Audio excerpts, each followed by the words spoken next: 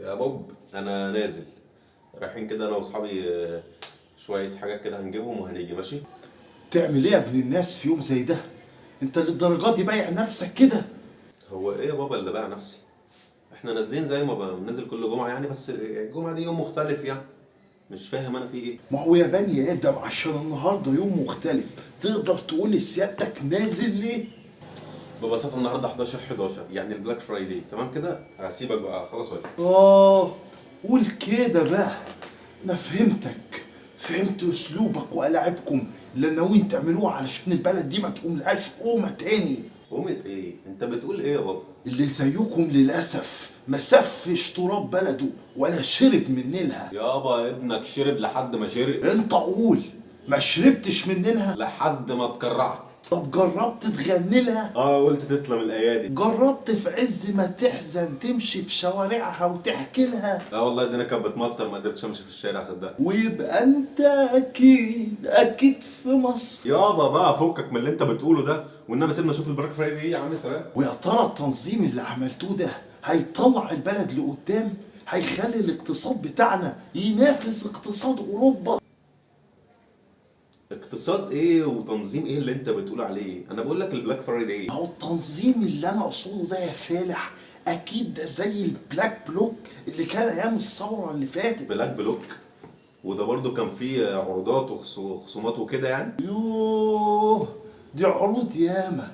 اللبس كان عليهم والسلاح كمان كان عليهم والخصومات كمان كانت مع ناس كتير قوي. ايه ده ازاي يعني؟ خصموا الدولة وخصموا الشعب وخصموا الناس السلميين. شعب ايه والسلبيين ايه ولا انت بتقوله ده يابا؟ بص هفهمك. البلاك فرايداي دوت بيبقى يوم كل سنه. اليوم ده بيبقى فيه خصومات بتوصل ل 70% و80% في محلات الكبيره والمولات الكبيره، فاهمني؟ فاليوم دوت بيبقى فيه خصومات كبيره على اللبس وعلى الاجهزه الكهربائيه والتليفونات وكل حاجه. اي حد عايز ينزل يجيب اي حاجه بيلاقي عليها خصم كبير جدا. فاحنا بنبقى فرصه ننزل اليوم دوت نشتري حاجه بالسعر الرخيص بدل ما نشتريها بعد كده بالسعر الغالي، وانت عارف الدولار دلوقتي بقى بكام. عشان انتوا مقصلين في دماغكم عقدة الخواجة وبتحبوا تشتروا كل حاجة مستوردة وماركات أجنبية. تعرف لو اشتريت منتج بلدك هتلاقيه بنفس السعر، لا دولار ولا غيره. منتج بلدنا ايه يا عم؟ الجنيه اتعوم يابا، انت فاهم يعني ايه؟ يعني مش هتقوم لنا قومه تاني. ده كلام الجاهلين اللي زيك. الدولة كانت عاملة حسابها يا حبيبي، وقريب قوي الجنيه هيقب تاني ويعلي على كل العملات. ازاي يعني ابو المفاهيم؟ من شهور الدولة عملت حسابها وعملت ال10 جنيه البلاستيك، وقريب قوي هتبقى كل العملات كده. هو ايه علاقه ده بده؟ مش فاهم انا. عشان لما الجنيه يعوم وهو ورق هيتبل ويبوش ويغرق، لكن لما يبقى بلاستيك مش هيبوش ويفضل طافي كده قصاد اي عملة اجنبية تانية. وبكده نضمن ان الجنيه بتاعنا يفضل ماسك نفسه. تصدق وتؤمن بالله، لو البنك المركزي عرف الفكره اللي انت قلت عليها دي هيسرح كل الموظفين، وهتبقى انت محافظ البنك المركزي من بكره الصبح. سيبني انزل بقى الله يبارك لك. انت انسان غير وطني وعديم المسؤولية تجاه بلدك. يا راجل كل ده عشان نازل اشوف الاوفر اللي في المحلات. ما هو كتر الافوره خلى البلد حالتها متاخره. يابا انا بقول لك اوفر تقول لي افوره؟ انت بقى اي حاجه بتقولها وخلاص. سيبني يابا الله يبارك لك، لو احتجت حاجه ابعت لي على الواتس. يا ابني ما تسيبنيش. يابا بص ايدك كده بقى من اللي عليك، انا اخر اصحابي كده.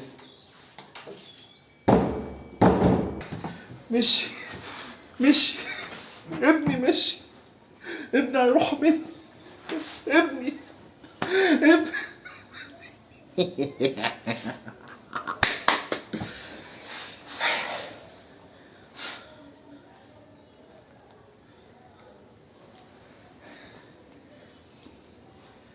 الو فايزه، انت فين؟ لا السوق ايه، هاتي بس طلبات السوق بسرعه وتعالي. الواد ماشي نازل فيما ينزل مطرح ما ينزل. النهارده بيقولك بلاك فرايداي. ايوه هبقى افهمك بعدين. تعالي يلا البيت فاضي، يلا ما تضيعيش الفرصه. سلام. فايزه جايه. يا رب كل ايامنا بلاك فرايداي. كل بلاك فرايداي وانتوا طيبين.